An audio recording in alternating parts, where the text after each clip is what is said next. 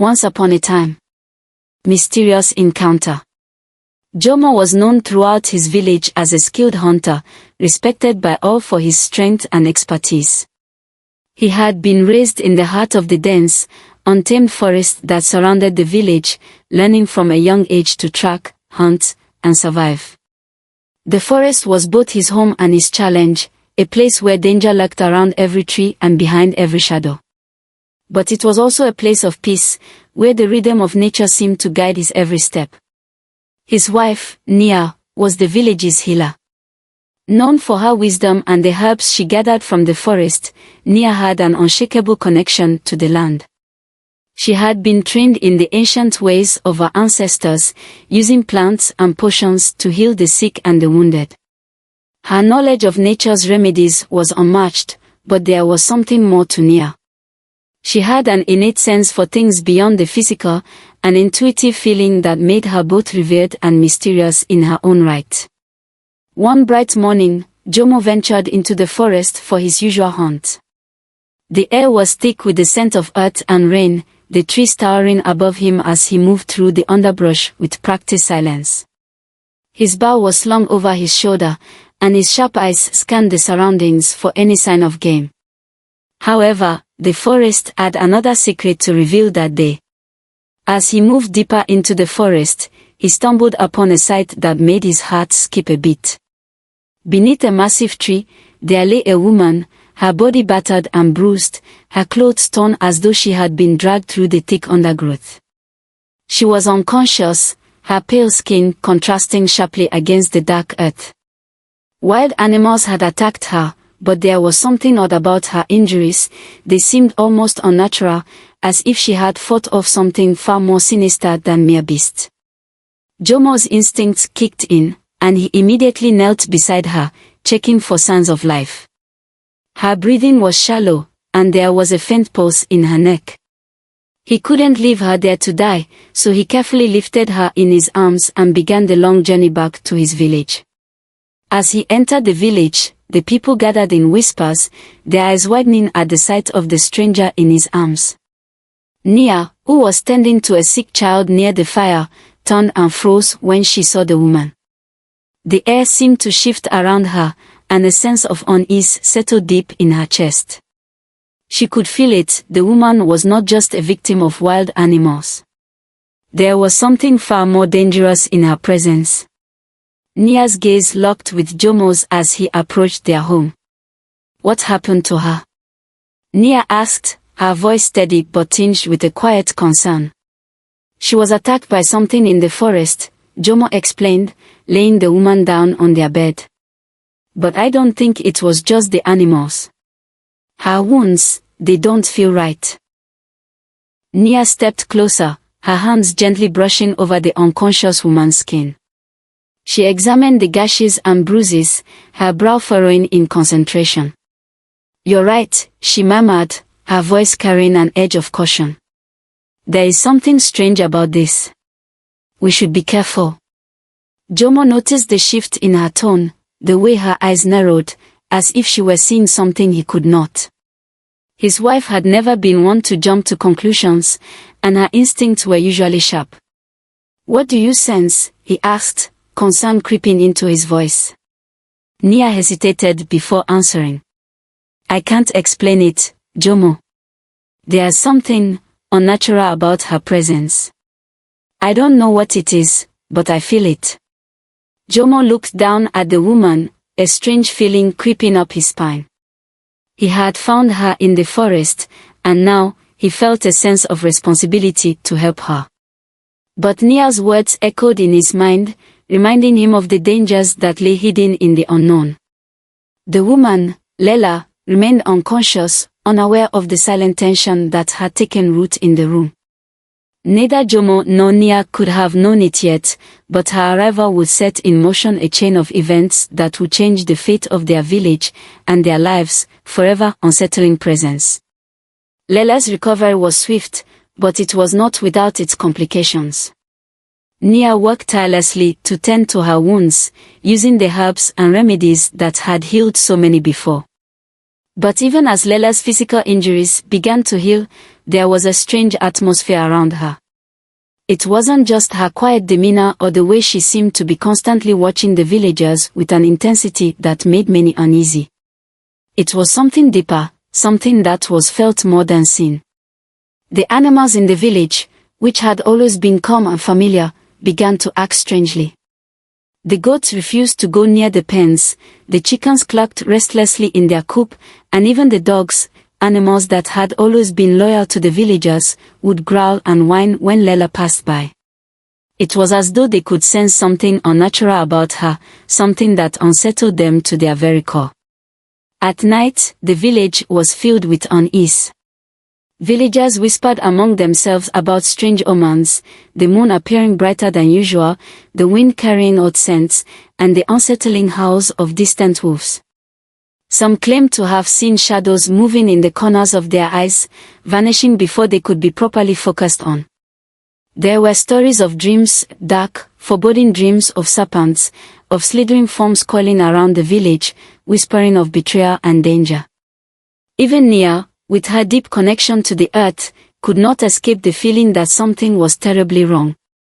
Nia's nights were consumed by these unsettling dreams. Every night, they grew more vivid, more disturbing. She dreamt of serpents with glowing eyes that circled the village, their bodies entwined with the very fabric of the land. The hissed of betrayal, of a darkness that was coming to claim them all.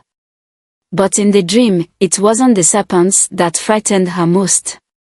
It was the figure standing among them, a shadowy woman with eyes as cold as stone, a woman who looked uncannily like Lela. As the days passed, Nia's suspicions of the stranger deepened. Lela's behavior began to grow more erratic. She would stand by the window for hours, staring into the forest, as if waiting for something or someone. When she spoke, it was often in riddles, her words carrying an eerie weight that seemed to hang in the air long after she had stopped speaking. There were times when Lela's gaze would harden, her expression shifting from one of vulnerability to something far more dangerous, like a predator watching its prey. It was one evening, as the village settled into the quiet of dusk, that Nia could no longer hold back her growing suspicion. She waited until Jomo had left to gather more supplies from the woods, and then, with a sense of determination, she approached Lela. The woman was standing in the center of the room, her back to Nia, as though she had been waiting for this moment. Nia took a deep breath, her heart racing, and spoke in a calm but firm voice. Lela, there is something about you that I cannot ignore. Your presence here is unnatural. I feel it in my bones. You are hiding something from us. Lela's shoulders tensed, and when she turned to face Nia, her eyes glowed with a strange, otherworldly light. For a brief moment, Nia saw a flicker of something ancient, something that shouldn't belong in the human world. Lela's lips curled into a tight smile, but it wasn't a friendly smile. It was something darker. You don't understand, do you, Nia? Lela's voice was low, almost a hiss. You think you can control what you don't know. But you're wrong. You have no idea what is coming. Nia took a step back, her breath quickening as a chill ran down her spine. What are you? She demanded, her voice trembling despite her resolve. For a moment, Lela said nothing. But then, in an instant, her calm demeanor shattered. Her eyes flashed with anger, and the air in the room seemed to grow colder. I am not like you, she spat, her voice rising in fury. I am not of this world, not of your world. You think your herbs and your prayers can save you, but you are all fools. I am the serpent in your dreams, Nia. I am the darkness that will swallow this village. Nia recoiled, her heart pounding in her chest. The words rang in her ears, but they made no sense. Lela's body seemed to shift, her features blurring for a moment as though something else was attempting to break free from within her. The vision passed, but Nia knew she had heard the truth. This was no mere woman. This was something ancient, something powerful, and something that had come to their village for a reason. Lela's gaze softened again, as though nothing had happened, and she turned away. "You were warned," she whispered. "You should have left me in the forest." Nia stood frozen in place, her thoughts swirling. The woman before her was no longer just a stranger in need of help. Lela was a threat, a being of darkness, and Nia could feel the weight of that danger pressing down on the village with every passing moment. The storm had come. And now, the village would have to face what it had awakened. Unveiling the truth. The weight of Nia's discovery hung heavy in the air. Her mind raced, trying to make sense of what she had learned, that the woman they had brought into their home was not just a victim, but something far older, far more dangerous. A creature from the ancient stories, a being of darkness and power. But Nia knew one thing for certain: she could not handle this alone. Not with her suspicions and the unsettling dreams still gnawing at her. She needed guidance, and the village elder, who held knowledge of the old ways, was the only one who could help. Jomo and Nia set off at dawn, their steps slow and deliberate as they made their way to the elder's hut. The sun had barely risen, and the air was thick with the scent of earth and dew. The path to the elder's home wound through the edge of the village, where the trees seemed to grow taller and the shadows deeper, as though nature itself was aware of the importance of their journey. Elder Nyasha was a woman of great age and wisdom, her hair silvered with time and her eyes sharp with the knowledge of many lifetimes. She had seen and heard more than most could ever imagine, and Nia hoped that her insight would offer the answers they so desperately needed. When they arrived, Nyasha was sitting outside her hut, her eyes closed in quiet contemplation, as though waiting for them. "You come seeking answers, I see," Elder Nyasha said, her voice smooth like the wind rustling through the trees. She didn't open her eyes, but Nia knew the elder had already sensed their presence. Jomo spoke first. "We found a woman in the forest. She was badly hurt, but there is something about her that feels wrong. Nia believes she's not what she seems." Elder Nyasha opened her eyes, and her gaze swept over them both. "I know what you speak of. The woman, Lela. She carries a darkness, one that has followed her here from ancient times." Nia's heart skipped a beat. "What do you mean? Who is she?" The elder leaned back, her expression grave. "She is what your people call a mamlambo, a mythical snake creature, said to be both a protector and a destroyer. It is said that the mamlambo was sent to guard certain places, to keep balance in the world. But when corrupted, it becomes a force of evil. A serpent that devours the light." Jomo and Nia exchanged uneasy glances. "So Lela is this creature?" Jomo asked, his voice heavy with disbelief. "Yes," the elder replied, her tone unyielding. "But there is more. The Mamlambo's mission is not always her own. She is sometimes sent as a guardian, to watch over the land. But when darkness touches her soul, she becomes a tool of destruction. Lela's heart is torn between her original purpose and the dark force that has claimed her." Nia's mind whirled as she processed the elder's words. A guardian turned rogue, corrupted by darkness. It made sense in a way, but it also left her with more questions than answers. "So, what should we do?" she asked, her voice tight with the weight of the decision. "Can we trust her?" The elder's eyes narrowed, her voice heavy with caution. "Trust is not something easily given, especially when dealing with the Mamlambo. She may be torn, but that does not mean she is harmless. Her power is immense, and if she cannot overcome the corruption within her, she could bring destruction to your village." Jomo clenched his fist at his sides, his mind racing with thoughts of protecting his home and the people he loved. "If she is a threat, we cannot let her stay here. We must make sure she is kept away from us." The elder's gaze softened, though there was still a steel edge to her words. "You must understand, Jomo, that exile or violence is not always the answer. The Mamlambo is a creature of balance. Even when corrupted, she can find redemption. But it will take strength, strength of will, and strength of the heart. You must decide if your village has the courage to offer that path. After a long, tense silence, Nia spoke, her voice quiet but firm. We need to bring her in, to face her directly. If she is to stay, we must know everything, the truth of why she is here, and whether there is a chance she can redeem herself. The elder nodded slowly, her expression unreadable. That is the path you must take, then. But be cautious. She is not just a woman, and she is not just a creature of darkness. She is both. And that makes her both a threat and a potential ally. With the elder's guidance, Jomo and Nia returned to the village, their minds heavy with the knowledge they had gained. They approached Lela in the early evening, when the sun was dipping low, casting long shadows across the land.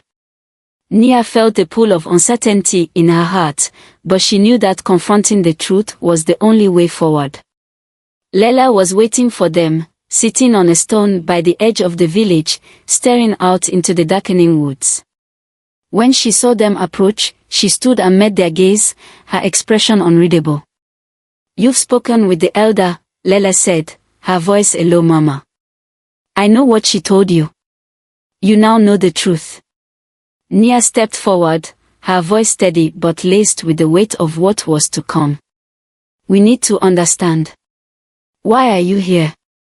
What happened to you? Lela's face twisted for a moment in anguish, the pain of her internal struggle evident. She closed her eyes, as though gathering the strength to speak the truth. I was sent as a guardian, she confessed, her voice soft but filled with sorrow. But I was corrupted by a force darker than I ever imagined. It took root in my soul, twisted my mission into something else. I became a tool of destruction, and I can feel the darkness trying to claim me completely. The silence between them stretched long, heavy with the weight of her words. I didn't ask for this, Lela continued, her eyes full of torment. But now, I'm lost between two worlds, the one I was meant to protect, and the one that seeks to destroy it. Nia and Jomo exchanged a glance. The path forward would not be easy, but the truth had been unveiled. The elders would now need to decide what to do with Lela, a creature caught between light and dark, a guardian corrupted, and perhaps, in the end, a chance for redemption. Hidden agendas. As days passed, the village continued to pulse with an undercurrent of tension.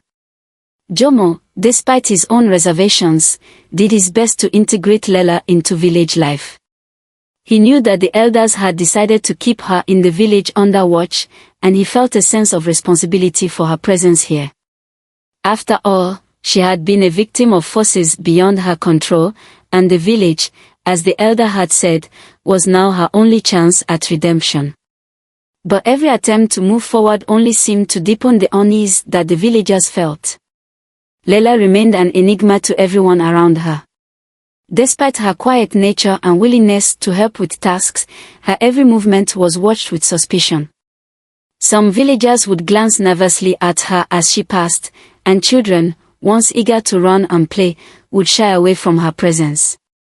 It was as though the villagers could sense that she was not entirely of their world, that something in her nature had changed in ways that could not be ignored. Odd incidents began to occur with increasing frequency. Crops withered overnight, despite Nia's careful tending. Strange winds blew through the village, knocking over huts and unsettling the animals, and more villagers reported disturbing dreams of serpents circling the village, whispering of betrayal and impending doom. The once harmonious balance of the village was beginning to unravel. Jomo, his patience fraying, had no choice but to confront Lela about what was happening.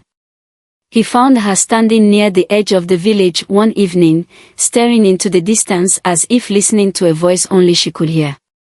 The setting sun bathed the world in gold, casting long shadows across the land, but it felt like the calm before a storm. Lela, Jomo said, his voice strained with concern. These things, these accidents, they are happening because of you. I can feel it. The villagers are frightened. Lela turned toward him, her expression unreadable. You're right. It's happening because of me, she said, her voice low. But not in the way you think. There's something else at work here. Something darker than I can control. Jomo's brow furrowed. What do you mean? Lela took a deep breath, her eyes darting over the village, as if ensuring no one was close enough to hear her. The darkness that corrupted me, it didn't come from within me alone. It came from somewhere else. Other beings, far older than even my kind, are planning something. They are coming for this village. Jomo's heart sank. What are you talking about? Who are these beings? Lela hesitated, as though weighing her next words carefully. They are ancient creatures, ancient forces that seek to invade this land. They have long been watching, waiting for the right moment to strike. They want to use the Mamlambo as a doorway, to enter this world and bring darkness with them. I was meant to stop them, but I failed. Now, the villagers, your people, are in danger. Jomo's mind raced, but before he could speak, Nia appeared at his side. She had overheard their conversation and now stood, her face pale but determined. If what you're saying is true, she said to Lela, then we are all in grave danger. But how can we stop them? What can we do? Lela met Nia's gaze, her eyes full of regret. I can help you. My powers, the same powers that were meant to guard this land, can be used to defend it. But it won't be easy. The darkness is already working to weaken the village, and I cannot do this alone. Nia and Jomo exchanged a look. Despite the unease they both still felt about Lela, they knew they had no other choice. The village had to be protected, no matter the cost. So, we must rely on you, Jomo said, his voice tight. Even after everything that has happened, we have to trust you to fight against these creatures. Lela nodded, her expression filled with sorrow. I understand your doubts. I don't expect you to forgive me or trust me completely. But I can't stand by and let this village fall. Not again. I will do whatever it takes to protect it, even if it means facing the darkness within me. And so, an uneasy alliance was formed. They began to make plans in secret, gathering what little they could to prepare for the coming battle. Jomo and Nia went to the elders to inform them of the threat, while Lela worked to strengthen her own powers, trying to regain control over the darkness that still lingered inside her. As the days passed, the village grew quieter, the air thick with the sense of an impending storm. The elders, once divided on what to do with Lela, now understood the gravity of the situation. They agreed that the village must be fortified, the children would be sent to the caves for safety, while the men and women would prepare to defend their homes. But it was clear to Jomo, Nia, and Lela that the true battle was not going to be fought with weapons. The battle would be against the darkness itself, the ancient, malevolent force that sought to consume everything in its path. And it would not just be a fight for survival. It would be a fight for the very soul of their village. As night fell and the first signs of the invading force began to stir in the distance, Jomo, Nia, and Lela stood together on the edge of the village, staring out at the dark horizon. The wind began to pick up, and the trees swayed ominously. The battle for the village had begun, and there would be no turning back. Battle for the village. The days leading up to the battle were filled with tension, as the village worked furiously to prepare for the inevitable attack. The elders ordered the construction of barricades, digging deep trenches around the village's perimeter to slow down the advancing creatures. The men of the village sharpened their weapons, while the women gathered supplies, making sure there was enough food and water to last through what was expected to be a prolonged siege. Children and the elderly were sent to the caves, the safest place they could hide until the danger passed. But it was Lela, with her unique abilities, who became the village's last line of defense. She was a force like no other, a creature of both light and darkness. Her powers, though corrupted, were still formidable, and now they were being channeled for the first time toward the protection of the very people she had once endangered. It was a delicate balance, though, as Lela fought to keep the darkness from consuming her completely. But for the village, she would do whatever it took. The night before the attack, Jomo, Nia, and Lela stood together, overlooking the village's defenses. The air was thick with the weight of what was to come. The moon hung low in the sky, casting an eerie glow over the land. In the distance, the howls of unknown creatures echoed, a reminder that the dark forces were drawing closer. "This is it," Jomo said, his voice grim but resolute. "We'll fight with everything we have." Nia placed a hand on his shoulder. "We are ready, Jomo. But we need to remember that we must not only protect our lives, but the soul of this village." Lela, her eyes far away, nodded. "I will do my part. But you must understand, my power comes at a cost. The darkness will fight back, and it will try to drag me down. If it succeeds," she trailed off, her words unspoken but understood. The first sign of the attack came at dawn. The ground trembled, and the sky grew darker, as though the heavens themselves had turned against the village. A low, guttural growl echoed from the forest, and soon after, shapes emerged from the shadows, twisted, monstrous creatures that were not of this world. They were tall and lean, their eyes glowing with an unnatural light, their bodies a terrifying mix of scales, fur, and bone. The creatures moved with an eerie grace, as though they were born to strike fear into the hearts of all who saw them. Jomo, Nia, and Lela stood together at the front of the village, watching as the creatures approached. The villagers were already in position, ready to defend their homes, but it was clear that this battle would not be fought with simple weapons. These creatures were supernatural in nature, and only Lela's power could give them a chance. With a sharp breath, Lela stepped forward, her eyes glowing with an eerie light as she summoned the full extent of her abilities. The air around her crackled, and the earth beneath her feet began to shift and twist. The villagers watched in awe as serpentine shadows swirled around her, and a great gust of wind swept across the battlefield, pushing the creatures back. But the enemy was relentless.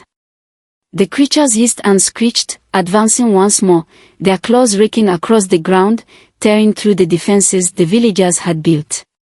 They were powerful, fast, and seemingly endless. Lela's voice rang out, commanding the forces of nature. "Hold your ground.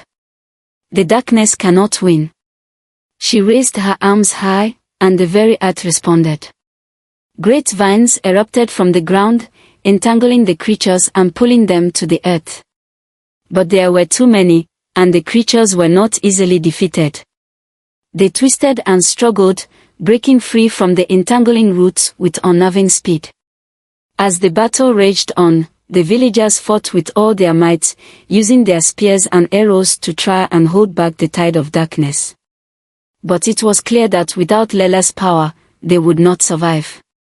She was the only one capable of standing against the creatures, and as the battle continued, it became evident that the darkness was growing stronger. Jomo fought beside the villagers, his heart filled with both fear and determination. Every time he looked to Lela, he saw the strain on her face, the way the darkness seemed to be slowly reclaiming her. It was a fight she was waging not just against the creatures, but against herself. And he feared that, in the end, it would be too much for her to bear. It was then, in the heat of battle, that the worst of the creatures, a massive serpent-like creature with scales as black as night, broke through the lines and charged directly at Jomo. He barely had time to react as the creature lunged at him, its mouth wide open, ready to strike. In that split second, Lela's voice rang out, filled with desperation. "Jomo, no!" Without thinking, she threw herself between him and the beast. The serpent's fangs sank deep into her side, and a burst of energy erupted from her body, sending the creature reeling back. But the damage had already been done. Lela collapsed to her knees, her breath ragged, her powers flickering and unstable. "Lela!" Jomo cried, rushing to her side. He could feel her life force slipping away, her power draining. She had used too much of herself to protect them. Lela's eyes met his, filled with sorrow and resolve. "This is the only way," she whispered. "You have to survive. The village, it's your responsibility now." Jomo's chest tightened. "No. I can't lose you." Lela smiled weakly, her grip on his hand faltering. "You have already lost me, Jomo. But I gave you the strength to protect them. To protect everyone. Promise me you will not let the darkness win." With those final words, Lela's body went still. Her powers flared one last time, sending a shockwave through the battlefield that scattered the remaining creatures. The village was safe, but at a great cost. The creatures, now leaderless, retreated back into the shadows from which they came. The village, though battered and bruised, had survived. But the victory was bittersweet. Lela had given everything to save them, her life, her power, her very soul. Jomo, standing amidst the wreckage of the battlefield, held Lela's lifeless body in his arms. The village was safe, but they had lost a guardian. And in her sacrifice, they had gained something invaluable, a reminder that even the darkest of souls could find redemption, and that the fight against evil was never won without sacrifice. The sun rose higher in the sky, casting its golden light over the village, now quiet once more. The battle was over, but the cost would never be forgotten. A new beginning. The days following the battle were filled with quiet recovery. The once vibrant village, now scarred by the attack, began to slowly rebuild. The villagers, though shaken, worked together to mend broken huts, replant crops, and restore what had been lost.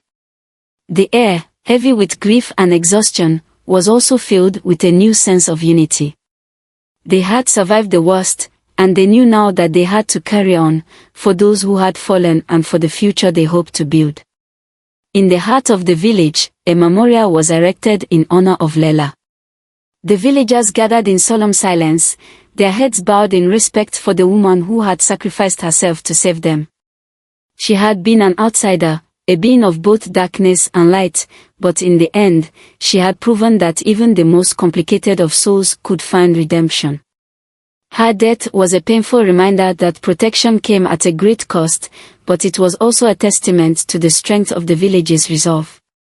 Jomo, though burdened by loss, worked tirelessly to ensure that the village moved forward. He had taken on a new role as the protector of the people, not just with his strength but with the wisdom he had gained through the trials of the past weeks. Nia, as always, remained a guiding force in the village, her knowledge of herbal remedies and magic now complemented by a deeper understanding of the balance between nature and the supernatural. One evening, as the sun dipped low on the horizon, Jomo and Nia sat together, reflecting on the events that had brought them to this point. The village was still in the process of rebuilding, but the quiet hum of life was returning, like a delicate thread woven through the fabric of their lives. "I never imagined this would happen," Nia said, her voice soft as she gazed into the distance. "We've always known the village was special, but we didn't know the depth of the forces that surround us. The magic, the creatures, the darkness, it's more than we ever understood." Jomo nodded slowly, his thoughts far away. "It's a reminder, isn't it? That there's so much more to the world than we see with our eyes. I always thought strength came from the physical, from weapons and warriors. But it's something deeper, something that binds us to the land, to the magic that exists in everything." Nia smiled gently. "The balance is fragile. We can't take it for granted. Lela showed us that, even in the darkest of times, there is always a way to protect what matters. But we must learn, too, to live in harmony with what we don't understand." Jomo's gaze shifted to the horizon, where the first stars were beginning to appear in the twilight sky. "I'll never forget what Lela did for us. She was both our savior and our teacher.